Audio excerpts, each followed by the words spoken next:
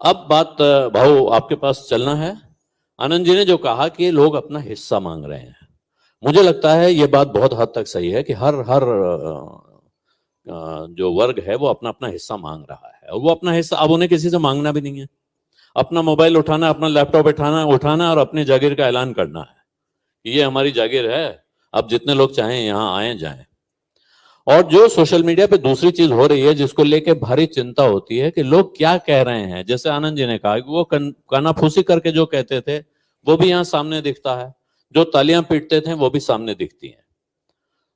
तो फर्क सिर्फ एक आया है, हम भी जब हम बड़े हुए हैं तो ऐसा नहीं कि हमने गाली गलौज नहीं किया या वो बातें हमने कौन कौन नहीं करता था, कुछ लोग हैं ऐसे जो नहीं करते थे, लेकिन ज्यादातर लोगों ने की है। हमको सिर्फ इतनी तमीज थी कि हम कहाँ क्या बात करेंगे, किन लोगों के बीच में कौन सी भाषा इस्तेमाल करेंगे। इस सोशल मीडिया ने या डिजिटल मीडिया ने या आज की इस वर्चुअल दुनिया ने ये हद तोड़ दी है। अब कोई इंसान जिस वक्त वो लिख रहा होता है वो तो अकेला बैठा है, उसके सामने एक डिवाइस है जिसपे उसको लिखना है, तो उसके मन में जो आया उसने लिख दिया। उसके सामने वो चार लोग खड़े नहीं है जिनके सामने वो ये वाली जुबान इस्तेमाल नहीं करता था। तो किसी तरह की वर्जना नहीं रह गई है, लेकिन उसका भी जवाब आनंद जी ने दिया कि वक्त आएगा और वक्त के साथ सारी चीजें, उनका अतिरेक खत्म होता है तो ये भी हो जाएगा। लेकिन भाऊ आपका क्या टेक है, फायदे ज्यादा हैं नुकसान ज्यादा हैं? जैसे आपने खुद कहा, आज सुबह हम लोगों की बात हो रही थी कि साहब एक क्लिप मेरी चल गई और पूरे शहर में, तो आप जो इस डिजिटल मीडिया के जो बड़े शानदार स्टार हैं उनमें एक नाम आपका है तो आपको क्या फर्क दिख रहा है और आपको क्या क्या असर दिख रहे हैं?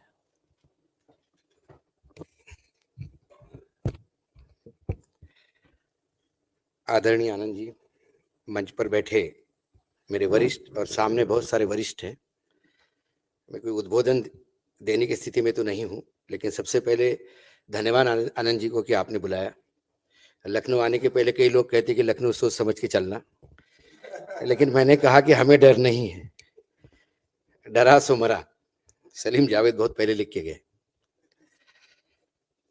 मुझे लगता है कि सोशल मीडिया को जो हम एक हवा समझ रहे हैं, ये एक राक्षस समझ रहे हैं या भूत समझ रहे हैं, समाज को तोड़ दिया, ये जो हम परिभाषित कर रहे हैं, सोशल मीडिया तो आना ही था। टेक्नोलॉजिकल डेवलपमेंट होगी, इससे आगे भी बढ़ेगी और तेजी आएगी और नए प्लेटफॉर्म आएंगे, नए स्लॉट्स आएंगे। कई नए स्लॉट्स जब आते हैं तो हमको भी समझ में नहीं आता कि ये भी एक जरिया है लोगों के साथ बात करने का। लेकिन ये पहले भी हुआ है, जैसे टेलीविजन आया उसके पहले, अभी बात हो रही थी फिल्मों की, न्यूज़पेपर्स की, प्रिंटिंग की, और लगातार समाज में कहीं ना कहीं इसका दोनों तरफ से उपयोग करने वाले हैं। लेकिन आज जितनी हम बात कर रहे हैं सोशल मीडिया की, वो सारी बात हम पॉलिटिकल पॉइंट ऑफ व्यू से कर रहे हैं, क्योंकि हम ज्यादातर पॉलिटिकल कमेंटेटर हैं। तो इसलिए हिंदू मुसलमान हो रहा है या लिंचिंग की खबरें जा रही है या फेक न्यूज चल रही है, लेकिन वो मुझे लगता है 20% है। 80% सोशल मीडिया पे वो भी है जो वाकई समाज को कुछ दे भी रहा है। सोशल मीडिया में जब आप सिंगिंग कंपटीशन में बच्चे देखते हैं, एक गांव का बच्चा बेहतरीन सिंगिंग कंपटीशन जीतता है और वो बोलता है कि मैंने यूट्यूब से गाना सीखा है।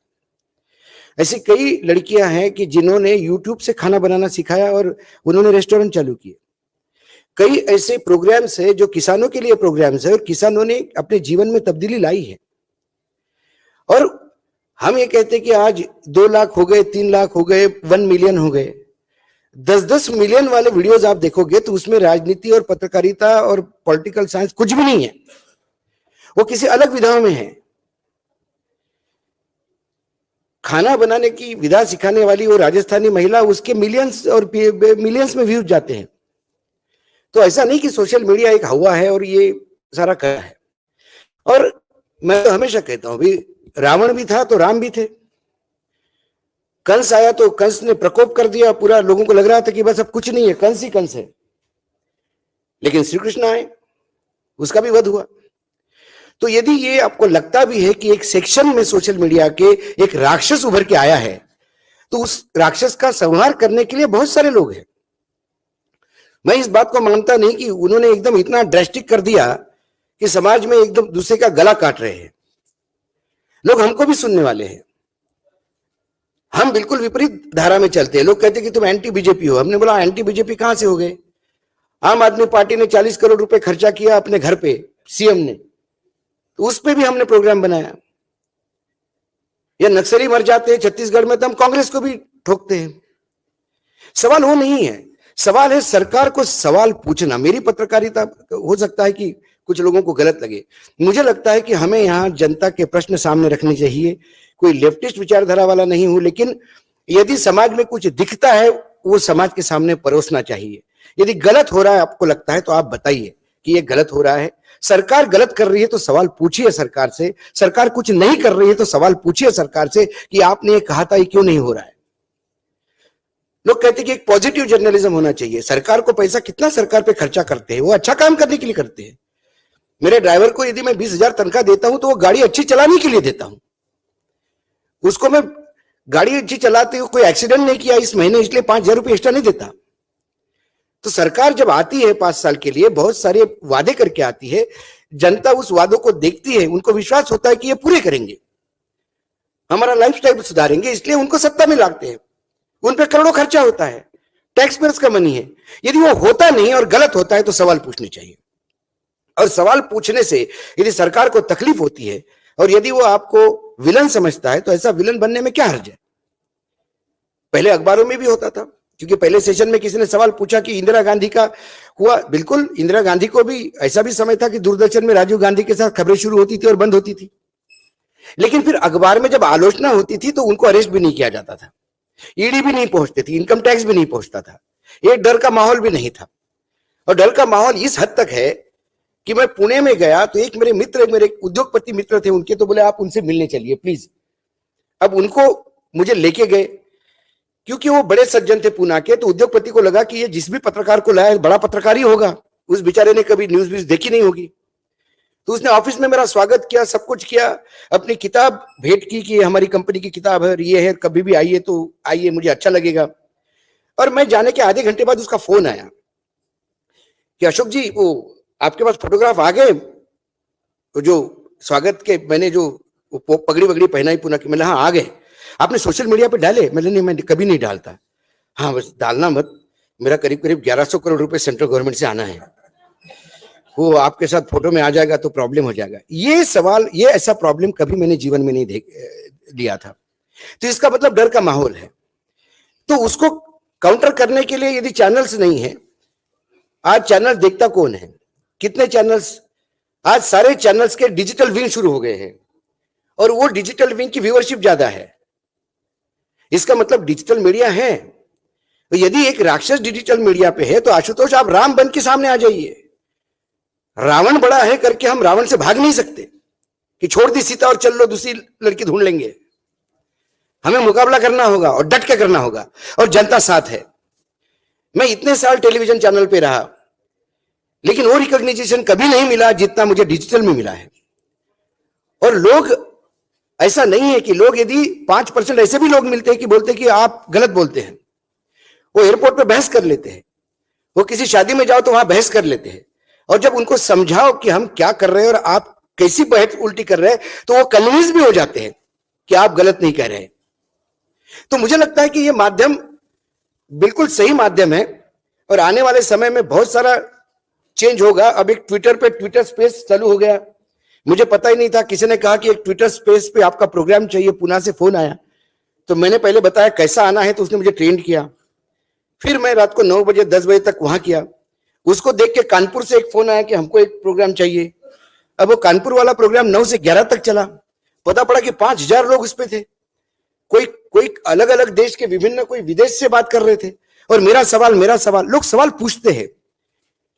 और यदि लोगों को लगता है कि आप जो लाइन लेके बोल रहे हैं वो गलत नहीं है, तभी सवाल पूछते हैं। मैं पुणे गया था अभी रिसेंटली, तो एक फेसबुक के माध्यम से एक लड़का पुणे के मुस्लिम था, बोला मैं मुस्लिम हूं, क्या आप मुझसे नंबर शेयर करेंगे? मैंने कहा क्यों नहीं। तो उसने कहा कि मैंने अखबार में पढ़ा आप पुणे आ रहे हैं, तो क्या आपके साथ कुछ आधा घंटा मिल सकता है? तो मैंने कहा बिल्कुल। वो आया, बोला कल सुबह 8:30 साढ़े 9 बजे आप कैंप में गाड़ी भेजता हूं। मैंने, मैं आता हूं। कैंप पुणे का वो एरिया है जो मुस्लिम बहुल है। वहां एक बेसमेंट में करीब करीब 25-30 लोग बैठे हुए थे जब मैं गया। तो उसमें प्रोफेसर थे, चार्टर्ड अकाउंटेंट थे, डॉक्टर थे। सबको डर था कि इस देश में हो क्या रहा है। सबको डर था कि अब ये हिंदूवाद इतना हावी हो रहा है कि हमको जगह होगी कि नहीं इस देश में। 1.5 घंटा डिस्कशन चला और डिस्कशन चलने के बाद वो आश्वस्त हो गए कि ये देश बिल्कुल सामान्य है। इस देश में कोई हिंदू मुसलमान नहीं हो रहा है। इस देश में सब शांति है और मुसलमान सेफ है। मुसलमान अनसेफ उस मीडिया का पार्ट में है जो इस सरकार द्वारा स्पॉन्सर्ड है, गोदी मीडिया है। उसमें मुसलमान लगातार एग्रेसिव दिखाए जाते हैं, हिंदू अनसेफ दिखाई जाते हैं। मैंने कहा 80% हिंदू है। आपको लगता है कि यदि हिंदू मुसलमान के खिलाफ होते तो आप जिंदा थे, रहते अभी तक? कब के निपट जाते? आप अभी भी चार्टर्ड अकाउंटेंट हो, शॉप चला रहे हो, कोई होटल चला रहा है, अभी भी इतने सालों के बाद 75 साल हो गए देश को, तो फिर आप कहां आपको तकलीफ है और आने वाले समय में कहां तकलीफ है? मैंने बोला कस्बा का बाई इलेक्शन हुआ, वहां पूना में बीजेपी का गढ़ था, बुरी तरह से बीजेपी हार गई। इसके बाद भी लगता है आपको हिंदू चल रहा है। हिंदू मुसलमान कहां चल रहा बताइए मुझे। जब आप पूरा देश का परिदृश्य उनके सामने खड़ा करते तो उनको कन्विंस हो जाता है।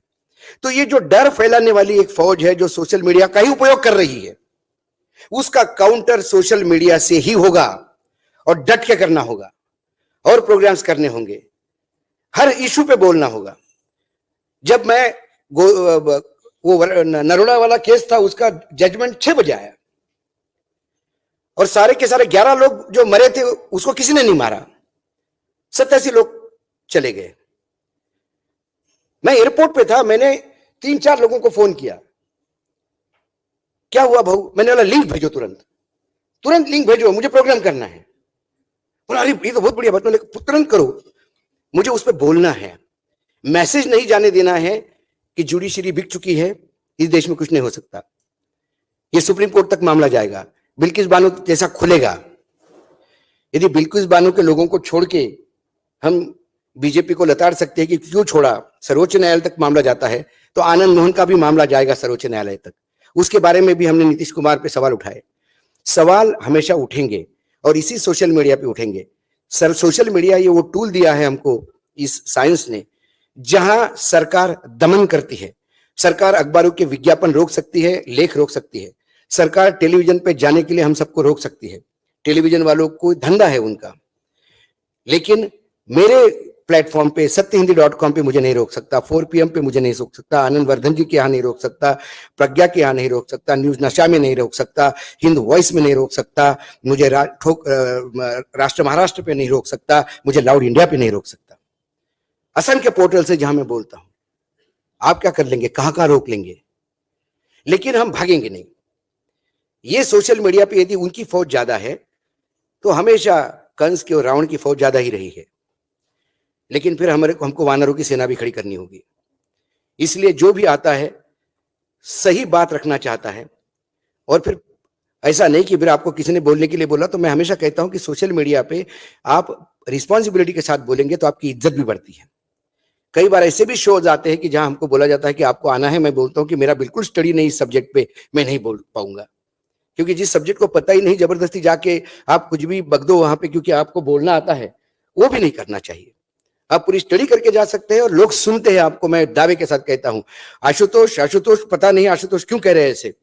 मैं आशुतोष के ही चैनल की खबर बताता हूं कि मैं जब लातूर एक कार्यक्रम के लिए जा रहा था मराठी पत्रकार संघ के, और मैं बीड़ से लातूर जा रहा था, तो रास्ते में एक मुझे किसान का खेत दिखा और बाहर एक रसवंती लिखा हुआ था, वो मौसम्बी का जूस निकाल रहा था क्योंकि उसका मौसम्बी का खेत था। तो मैंने गया वहां पे, तो मुझे मौसम्बी, वो 2 लोग थे हम पत्रकार, मुझे अच्छा लगा, 2-2 ग्लास हो गए, 120 रुपए का पेमेंट हो गया। 100 रुपए दिए और उसके बाद खुले पैसे नहीं थे, तो बोला ये 100 भी रख लो।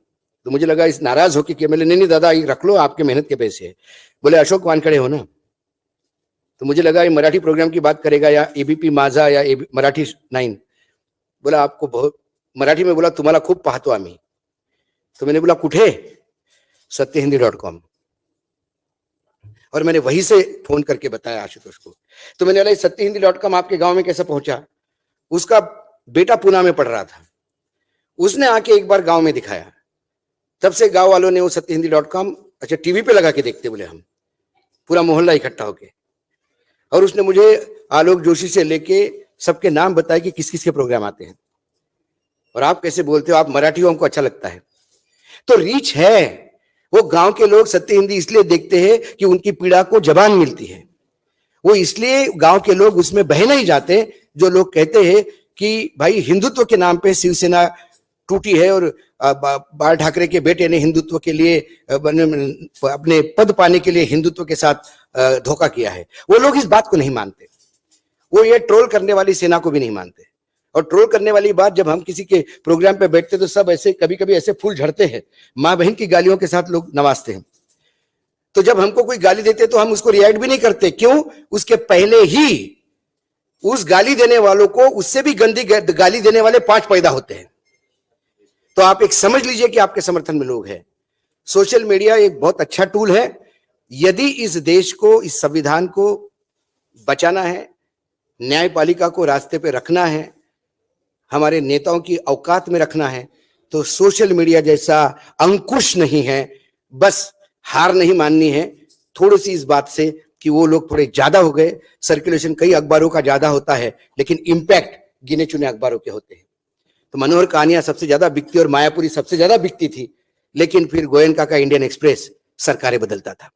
तो हम उसी में से है। तो इसके लिए मुझे लगता है कि सोशल मीडिया बेहतरीन टूल है और इससे डरना नहीं चाहिए। इसका जितना उपयोग कर सके। हाँ, लोग अपने हिसाब से चलाते हैं, मिस इन्फॉर्मेशन देते हैं, लेकिन ये नदी में कचरा आता है और जाता है, कचरा साइड को लगते जाता है। ऐसा कोई मैंने नहीं देखा कि जिसको कुछ इन्फॉर्मेशन गलत दी और 2 मिलियन उसके व्यूज हुए, वो अपने 700, 300, 400 में निपट के निकल साइड को लग जाते हैं। तो इसीलिए मेरा, कम से कम मैं तो मानता हूं कि सोशल मीडिया बहुत स्ट्रॉन्ग टूल है और ये हमारे हाथ में दिया हुआ ऐसा अंकुश है जिससे हम न्यायपालिका हो, जिसमें हम विधायिका हो, जिसमें हम एग्जीक्यूशन हो, सबके ऊपर अच्छी तरह से अंकुश रख सकते हैं। और कम से कम ईमानदारी से पत्रकारिता करो तो हाथ में जो हथियार है उसको हम अंकुश कह सकते हैं। Thank you.